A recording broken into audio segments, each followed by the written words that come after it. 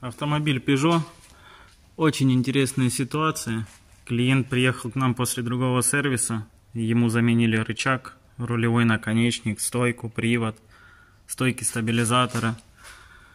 Но был спереди стук. А стук был по одной простой причине. Потому что вот здесь вот болт.